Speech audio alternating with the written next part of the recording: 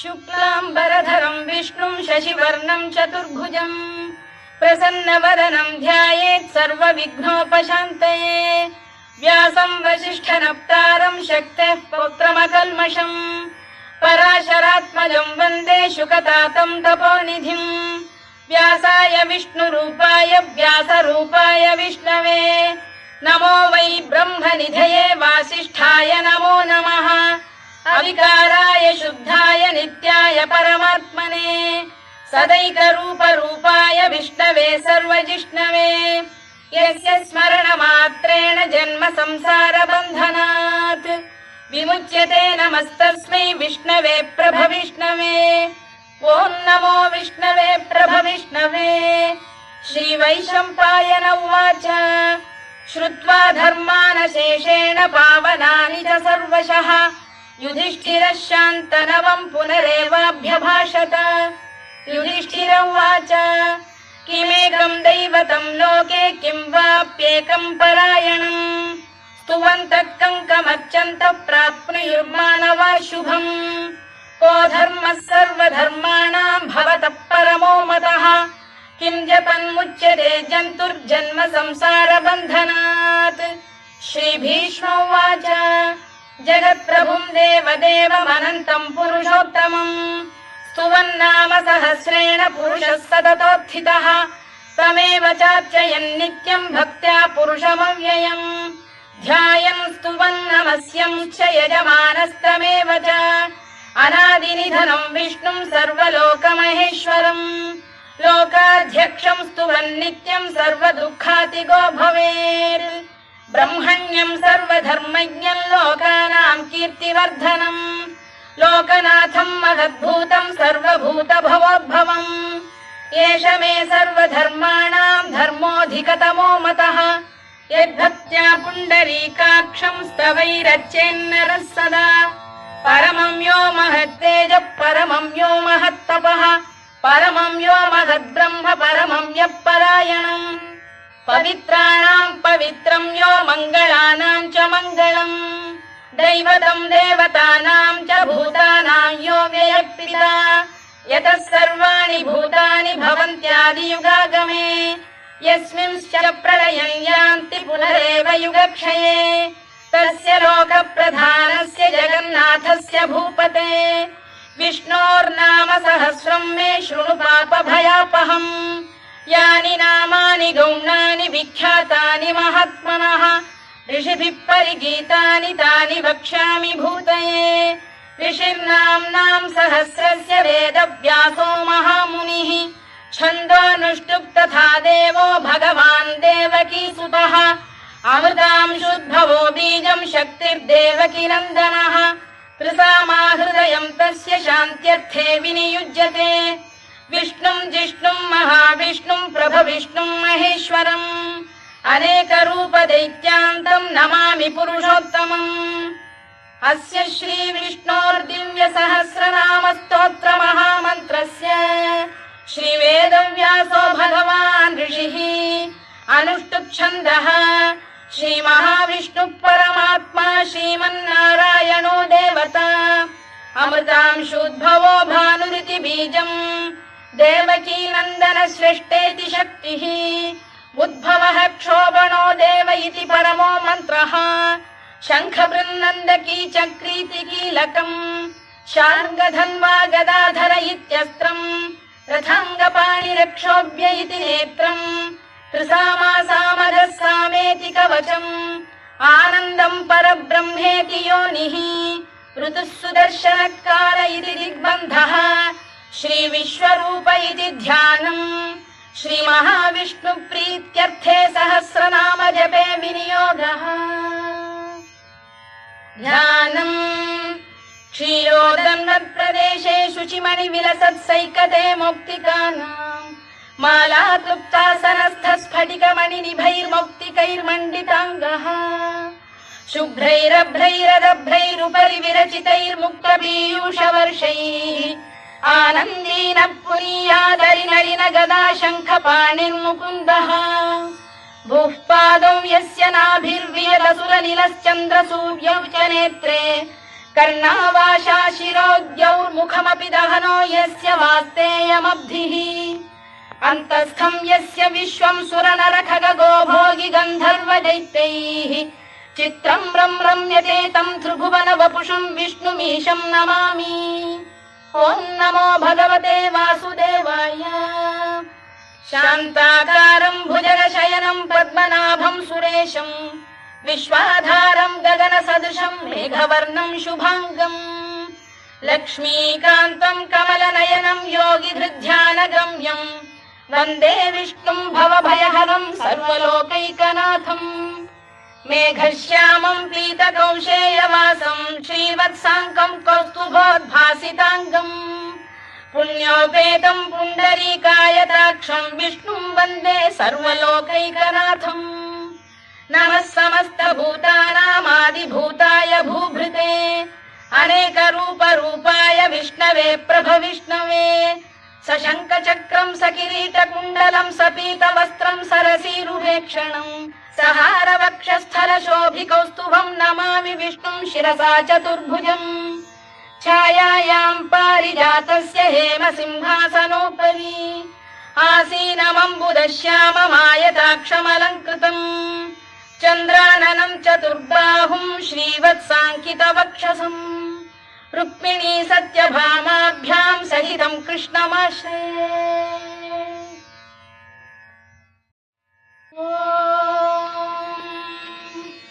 विश्वं विष्णुर्वषत्कारो भूतभव्य भवत्प्रभुः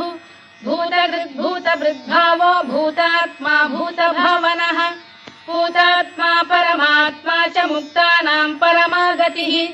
अव्ययः पुरुषः साक्षी क्षेत्रज्ञोऽक्षर एव च योगो योगविदां नेता प्रधानपुरुषेश्वरः नारसिंहवपुः श्रीमान् केशवः पुरुषोत्तमः सर्वः शिवस्थाणुर्भूतादिर्निधिरव्ययः सम्भवो भावनो भर्ता प्रभवः प्रभुरीश्वरः स्वयंभूः शम्भुरादित्यः पुष्कराक्षो महास्वनः अनादिनिधनो धाता विधाता धातुरुत्तमः अप्रमेयो ऋषिकेश पद्मनाभोऽमरप्रभुः विश्वकर्मा मनुस्पष्टा स्थविष्ठस्थविरो ध्रुवः अग्राह्यः शाश्वतः कृष्णो लोहिताक्षप्रदर्दनः प्रभूतस्त्रिककुब्धाम पवित्रं मङ्गलं परम् ईशानप्राणद प्राणो ज्येष्ठः श्रेष्ठः प्रजापतिः हिरण्यगर्भो भूगर्भो माधवो मधुसूदनः ईश्वरो विक्रमी धन्वी मेधावी विक्रमक्रमः अनुत्तमो दुराधर्षः कृतज्ञः कृतिरात्मवान् सुरेशः शरणं शर्म विश्वरेता प्रजाभवः अधः संवत्सरो व्यालप्रत्ययः सर्वदर्शनः अजः सर्वेश्वरः सिद्धः सिद्धिः सर्वादिरच्युतः वृषाकपिरमेयात्मा सर्वयोगविनिसृतः वसुर्वसुमनः सत्यः समात्मा संमितः समः अमोघः पुण्डरीकाक्षो वृषकर्मा वृषाकृतिः रुद्रो बहुशिरा बभ्रुर्विश्वयोनिश्रुतिश्रवाः अमृतः शाश्वतस्थाणुर्वरारोहो महातपाः सर्वगः सर्वविद्भानुर्विश्वक्सेनो जनार्दनः वेदो वेदविदव्यङ्गो वेदाङ्गो वेदवित्कविः लोकाध्यक्षः सुराध्यक्षो धर्माध्यक्षः कृताकृतः चतुरात्मा चतुर्व्यूहश्चतुर्दंष्टश्चतुर्भुजः भ्राजिष्णुर्भोजनं भोक्ता सहिष्णुर्जगदादिजः अनघो विजयो जेता विश्वयोनिः पुनर्वसुः उपेन्द्रो वामनः प्रांशुरमोघः शुचिरूर्जितः अतीन्द्रः सङ्ग्रहः सर्गो धृतात्मा नियमो यमः वेद्यो वैद्यः सदा योगी वीरः माधवो मधुः अतीन्द्रियो महामायो महोत्साहो महाबलः महाबुद्धिर्महावीर्यो महाशक्तिर्महाद्युतिः अनिर्देश्य वपुः श्रीमान् अमे आत्मा महादृधृत् महेश्वासो महीभर्ता श्रीनिवासः सताङ्गतिः अनिरुद्धः सुरानन्दो गोविन्दो गोविदाम्पतिः मरीचिर्दमनो हंसः सुपर्णो भुजगोत्तमः हिरण्यनाभः सुतपाः पद्मनाभः प्रजापतिः अमृत्युः सर्वदृक्सिंहः सन्धाता सन्धिमान् स्थिरः अजो दुर्मर्षणः शास्ता विश्रुतात्मा सुरारिः गुरुर्गुरुतमो धाम सत्यः सत्यपराक्रमः निमिषो निमिषस्रग्वी वाचस्पतिरुदारधीः अग्रणी श्रीमान् न्यायो नेता समीरणः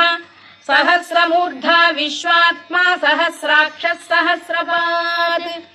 आवर्तनो निवृत्तात्मा संवृतः सम्प्रमर्दनः अधः संवर्तको वह्निरनिरोधरणीधरः सुप्रसाद प्रसन्नात्मा विश्वधृक् विश्वभुग्विभुः सत्कर्ता सत्कृतः साधुर्जह्नुर्नारायणो नरः असंख्येयो प्रमेयात्मा विशिष्टः शिष्टकृच्छुचिः सिद्धार्थः सिद्धसङ्कल्पः सिद्धिदः सिद्धिसाधनः वृषाही वृषभो विष्णुर्वृषपर्वा वृषोदरः वर्धनो वर्धमानश्च विविक्तः श्रुतिसागरः सुभुजो दुर्धरो वाग्मी महेन्द्रो वसुदो वसुः नैकरूपो बृहद्रूपः शिपिविष्टप्रकाशनः ओजस्तेजोऽब्जुदिधर प्रकाशात्मा प्रतापनः वृद्धस्पष्टाक्षरो मन्त्रश्चन्द्रांशुर्भास्करद्युतिः अमृतांशुद्धवो भानुः शशबिन्दुः सुरेश्वरः औषधम् जगतः सेतुः सत्यधर्मपराक्रमः भूतभव्यभवन्नाथः पवनः पावनो नरः कामः कामकृत्कान्तः कामः कामप्रदप्रभुः युगादिकृद्युगावर्तो नैकमायो महाशनः अदृश्यो व्यक्तरूपश्च सहस्रजिदनन्तजित् इष्टो विशिष्टः शिष्टेष्टः शिखण्डी नघुषो वृषः क्रोधः क्रोधकृत्कर्ता विश्वबाहुर्महीधरः अच्युत प्रथित प्राणदो वासवानुजः अपां निधिरधिष्ठानमप्रमत्त प्रतिष्ठितः स्कन्दधरो धुर्यो वरदो वायुवाहनः वासुदेवो बृहद्भानुरादिदेवः पुरन्दरः अशोकस्तारणस्तारः शूरः शौरिर्जनेश्वरः अनुकूलः शतावर्तः पद्मी पद्मनिभेक्षणः पद्मनाभोरविन्दाक्षः पद्मगर्भः शरीरभृत् महर्धिर्वृद्धो वृद्धात्मा महाक्षो गरुडध्वजः अतुलः शरभो भीमः समयज्ञो हविर्हरिः सर्वलक्षणलक्षण्यो लक्ष्मीवान् समितिञ्जयः विक्षरो रोहितो मार्गो हेतुर्दामोदरः सः महीधरो महाभागो वेगवानमिताशनः उद्भवः क्षोभणो देवः श्रीगर्भः परमेश्वरः करणम् कारणम् कर्ता विकर्ता गहनो गुहः व्यवसायो व्यवस्थानः संस्थानस्थानदो ध्रुवः परद्धिः परमस्पष्टः तुष्टः पुष्टः शुभेक्षणः रामो विरामो विरतो मार्गो नेयोनयोनयः वीरः शक्तिमताम् श्रेष्ठो धर्मो धर्मविदुत्तमः वैकुण्ठः पुरुष प्राणद प्रणवपृतुः हिरण्यगर्भः शत्रुघ्नो व्याप्तो वायुरधोक्षजः ऋतुः सुदर्शनकारः परमेष्ठी परिग्रहः उग्रः संवत्सरो दक्षो विश्रामो विश्वदक्षिणः विस्तारस्थावरस्थाणुः प्रमाणम् बीजमव्ययम् अर्थोऽनर्थो महाकोशो महाभोगो महाधनः अनिर्विण्णस्थविष्ठो भूर्धर्मयूपो महामखः नक्षत्रनेमिर्नक्षत्री क्षमः क्षामः समीहनः यज्ञयुज्यो महेज्यश्च क्रतुः सत्रम् सताम् गतिः सर्वदर्शी विमुक्तात्मा सर्वज्ञो ज्ञानमुत्तमम् सुव्रतः सुमुखः सूक्ष्मः सुघोषः सुखदः सुहृद् मनोहरो जितक्रोधो वीरबाहुर्विदारणः स्वापनः स्ववशो व्यापी नैकात्मा नैककर्मकृत् वत्सरो वत्सी रत्नगर्भोधनेश्वरः धर्मकृद्धर्मी सदसक्षरमक्षरम् अविज्ञाता सहस्रांशुर्विधाता कृतलक्षणः गभस्तिनेमिः सप्तस्तः सिंहो भूतमहेश्वरः आदिदेवो महादेवो देवेशो देवभृद्गुरुः उत्तरो गोपतिर्गोप्ता ज्ञानगम्यः पुरातनः शरीरभूतभृद्भोक्ता कपीन्द्रो भूरि दक्षिणः सोमपोऽमृतपः सोमः पुरुजित् पुरुषत्तमः विनयो जयः सत्यसन्धो दाशार्हः सात्वताम् पतिः जीवो विनयिता साक्षी मुकुन्दो मितविक्रमः अम्भोनिधिरनन्तात्मा महोदधिशयोऽन्तकः अजो महार्घः स्वाभाव्यो जितामित्रप्रमोदनः आनन्दो नन्दनो नन्दः सत्यधर्मात्रिविक्रमः महर्षि कपिलाचार्यः कृतज्ञो मेदिनीपतिः त्रिपदस्त्रिदशाध्यक्षो महाशृङ्गकृतान्तकृत् महावराहो गोविन्दः सुषेणः कनकाङ्गनी गुह्यो गभीरो गहनो गुप्तश्चक्रगदाधरः मेधास्वाङ्गोजितः कृष्णो दृढः सङ्कर्षणोच्युतः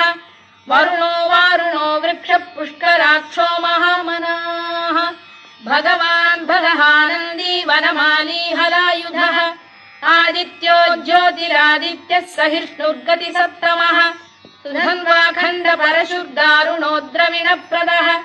दिवस्पृक् सर्वदृग्व्यासो वाचस्पतिरयो निजः त्रिसामासामगः साम निर्वाणम् भेषजम् भिषज सन्न्यासकृच्छमः शान्तो निष्ठा शान्तिपरायणम् शुभाङ्गः शान्तिदः स्रष्टा कुमुदः कुवलेशयः गोहितो गोपतिर्गोप्ता वृषभाक्षो वृषप्रियः अनिवर्ती निवृत्तात्मा संक्षेप्ताक्षेमकृत् शिवः श्रीवत्सवक्षः श्रीवासः श्रीपतिः श्रीमताम्बरः श्रीधः श्रीशः श्रीनिवासः श्रीनिधिः श्रीविभावनः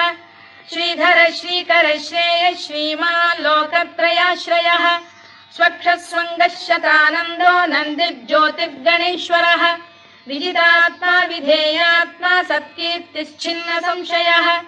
उदीर्णः सर्वतश्चक्षुरनीशः शाश्वतः स्थिरः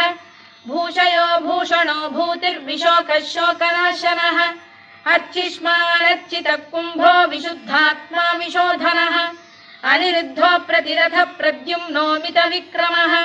कालनेमिनिः वीरः शौरिः शूरजनेश्वरः त्रिलोकात्मा त्रिलोकेशः केशवः केशिहा हरिः कामदेवः कामपालः कामी कान्तकृतागमः अनिर्देश्य वपुर्विष्णुर्वीरोऽनन्तो धनञ्जयः ब्रह्मण्यो ब्रह्मकृद्ब्रह्मा ब्रह्म ब्रह्मविवर्धनः ब्रह्मविब्राह्मणो ब्रह्मी ब्रह्मज्ञो ब्राह्मणप्रियः महाकमो महाकर्मा महातेजा महोरगः महाक्रतुर्महायज्वा महायज्ञो महाहविः स्तव्यस्तव प्रियस्तोत्रम् स्तुतिस्तोतारणप्रियः पूर्णः पूरयिता पुण्यः पुण्यकीर्तिरनामयः मनोजवस्तीर्थकरो वसुरेता वसुप्रदः वसुप्रदो वासुदेवो वसुर्वसुमनाहविः सद्गतिः सत्कृतिः सत्ता सद्भूतिः सत्परायणः शूरसेनो यदुश्रेष्ठः सन्निवासः सुयामुनः भूतावासो वासुदेवः सर्वासु निलयो नलः दर्पः दर्पदो दृप्तो दुर्धरोऽथा पराजितः विश्वमूर्तिर्महामूर्तिर्दीप्तमूर्तिरमूर्तिमान् अनेकमूर्तिरव्यक्तः शतमूर्तिः शताननः एकोनैकः स वक्र किम् यत्तत्पदमनुत्तमम् लोकबन्धुर्लोकनाथो माधवो भक्तवत्सलः सुवर्णवर्णो हेमाङ्गो वराङ्गश्चन्दनाङ्गदी वीरः विषमः शून्यो घृता क्षीरचरश्चरः अमानी मानदो मान्यो लोकस्वामी त्रिलोकधृत् सुमेधा मेधजो धन्यः सत्यमेधाधराधरः तेजो वृषोद्युतिधरः सर्वशत्रभृताम्बरः प्रग्रहो निग्रहो व्यग्रो नैकशृङ्गो गदाग्रजः चतुर्मूर्तिश्चतुर्बाहुश्चतुर्व्यूहश्चतुर्गतिः चतुरात्मा चतुर्भावश्चतुर्वेदविदेकपात् समावर्तो निवृत्तात्मा दुर्जयो दुरतिक्रमः दुर्लभो दुर्गमो दुर्गो दुरावासो दुरारिः शुभाङ्गो लोकसारङ्गः सुतन्तुस्तन्तु वर्धनः इन्द्रकर्मा महाकर्मा कृतकर्मा कृतागमः उद्भवः सुन्दरः सुन्दो रत्ननाभः सुलोचनः अर्को वाजसनः शृङ्गी जयन्तः सर्वविजयी सुवर्णबिन्दुरक्षोभ्यः सर्ववागीश्वरेश्वरः महाह्रदो महागर्तो महाभूतो महानिधिः कुमुदः कुन्दरः कुन्दः पर्जन्यः पावनो निलः अमृताशोऽमृतवपुः सर्वज्ञः सर्वतोमुखः सुलभः सुव्रतः सिद्धः शत्रुजिच्छत्रुतापनः न्यग्रोधोदुम्बरोश्वत्तश्चाणूरान्ध्रैषूदनः सहस्रार्चिः सप्तजिह्वः सप्तैधा सप्तवाहनः अमूर्तिरनघोचिन्त्यो भयकृद्भयनाशनः अणुबृहत्कृशस्थूलो गुणभृन्निर्गुणो महान् अधृतस्वधृतस्वास्य प्राग्वंशो वंशवर्धनः धारभृत्कथितो योगी योगीशः सर्वकामदः आश्रमश्रमणः क्षामः सुपर्णो वायुवाहनः धनुर्धरो धनुर्वेदो दण्डो दमयिता दमः अपराजितः सर्वसहो नियन्ता नियमो यमः सत्त्ववान् सात्विकः सत्यः सत्यधर्मपरायणः अभिप्रायप्रियार्होः प्रियकृत्प्रीतिवर्धनः विहाय सगदिर्ज्योतिः सुरुचिर्पुतभुग्विभुः रविर्विरोचनः सूर्यः सवितारविलोचनः अनन्तो हुतभुग्भोक्ता सुखदो नैकजोऽग्रजः अनिर्विण्णः सदामर्षी लोकाधिष्ठानमद्भुतः सनात्सनातनतमः कपिलः कपिरव्ययः स्वस्तिदः स्वस्तिकृत् स्वस्ति स्वस्ति भुक् स्वस्ति दक्षिणः आरौद्रः कुण्डली चक्री विक्रम्यूर्जितशासनः शब्दातिगः शब्दसः शिशिरः शर्वरीकरः अक्रूरपेशलो दक्षो दक्षिणः क्षमिणाम्बरः विद्वत्तमो वीतभयः पुण्यश्रवणकीर्तनः उत्तारणो दुष्कृतिः पुण्यो दुःस्वप्ननाशनः वीरः रक्षणः सन्तो जीवनपर्यवस्थितः अनन्तरूपोऽनन्तश्रीर्जितमन्युर्भयापहः चतुरश्रो गभीरात्मा विदिशो व्यादिशो दिशः अनादिर्भूर्भुवो लक्ष्मी सुवीरो रुचिराङ्गदः जननो जनजन्मादिर्भीमो भीमपराक्रमः आधारनिलयो धाता पुष्पहास प्रजागरः ऊर्ध्वगः सत्त्वथाचार प्राणद प्रणवप्रणः प्रमाणम् प्राणनिलय प्राणभृत्प्राणजीवनः तत्त्वम् तत्त्वविदेकात्मा जन्म मृत्युजरातिगः भूर्भुवः स्वस्तरुस्तारः सविता प्रपितामहः यज्ञो यज्ञपतिर्यज्वा यज्ञाङ्गो यज्ञवाहनः यज्ञभृद्यज्ञकृद्यज्ञी यज्ञभुग्यज्ञसाधनः यज्ञान्तकृद्यज्ञगुह्यमन्नमन्नाद एव च आत्मयोनिः स्वयं जातो वैखानः सामगायनः देवकीनन्दनः स्रष्टा क्षितीशः पापनाशनः शङ्खबृन्नन्दकी चक्री शार्ङ्गधन्वा गदाधरः तथाङ्गपाणिरक्षोभ्यः सर्वप्रहरणायुधः सर्वप्रहरणायुधो नम इति वनमाली गरीशाङ्गी शङ्खी चक्री च नन्दकी श्रीमान्नारायणो विष्णुर्वासुदेवोऽभिरक्षतु वनमाली गरीशाङ्गी शङ्खी चक्री च नन्दकी श्रीमान्नारायणो विष्णुर्वासुदेवोऽभिरक्षतु वनमाली गरीशाङ्गी शङ्खी चक्री च नन्दकी श्रीमान्नारायणो विष्णुर्वासुदेवोऽभिरक्षतु इतीदम् कीर्तनीयस्य केशवस्य महात्मनः नाम्नाम् सहस्रम् दिव्यानामशेषेण प्रकीर्तितम् य इदम् शृणुयान् नित्यम् यश्चापि परिकीर्तयेत् नाशुभम् प्राप्नुयात् किञ्चित् सोमुत्रेह च मानवः वेदान्तको ब्राह्मणः स्यात् क्षत्रियो विजयी भवेत् वैश्यो धनसमृद्धः स्यात् क्षुद्रः सुखमवाप्नुयात् धर्मार्थी प्राप्नुयात् धर्ममर्थार्थी चार्थमाप्नुयात् कामानवाप्नुयात् कामी प्रजार्थी चाप्नुयात् प्रजाम् भक्तिमान् यः सदोत्थाय शुचिस्तद्गतमानसः सहस्रम् वासुदेवस्य नाम्नामेतत्र कीर्तयेत् यशः प्राप्नोति विपुलम् याति प्राधान्यमेव च अचलाम् श्रियमाप्नोति श्रेयः प्राप्नोत्यनुत्तमम् न भयम् क्वचिदाप्नोति वीर्यम् तेजश्च विन्दति भवत्यरोगोद्युतिमान् बलरूपगुणान्वितः रोगार्तो मुच्यते रोगात् बद्धो मुच्येत बन्धनात् भयान्मुच्येत भीतस्तु मुच्येतापन्न आपदः दुर्गाण्यतितरत्याशु पुरुषः पुरुषोत्तमम् सुवन्नाम सहस्रेण नित्यम् भक्तिसमन्वितः वासुदेवाश्रयो मर्त्यो वासुदेवपरायणः सर्वपापविशुद्धात्मा याति ब्रह्म सनातनम् न वासुदेव भक्तानामशुभम् विद्यते क्वचित् जन्म मृत्युजरा व्याधि भयम् नैवोपजायते इमं स्तवमधीयानः श्रद्धा भक्ति समन्वितः युज्येतात्मसुखक्षान्ति श्रीधृतिस्मृतिकीर्तिभिः न क्रोधो न च मात्सर्यम् न लोभो न शुभामतिः भवन्ति कृतपुण्यानाम् भक्तानाम् पुरुषोत्तमे द्यौस चन्द्रार्कनक्षत्राखम् दिशो भूर्महोदधिः वासुदेवस्य वीर्येण विधृतानि महात्मनः ससुरासुरगन्धर्वम् स यक्षोरगराक्षसम् जगत्वशे वर्ततेदम् कृष्णस्य सचराचरम् इन्द्रियाणि मनो बुद्धिः सत्त्वम् तेजो बलम् धृतिः वासुदेवात्मकान्याहुः क्षेत्रम् क्षेत्रज्ञ एव च सर्वागमानामाचार प्रथमम् परिकल्पते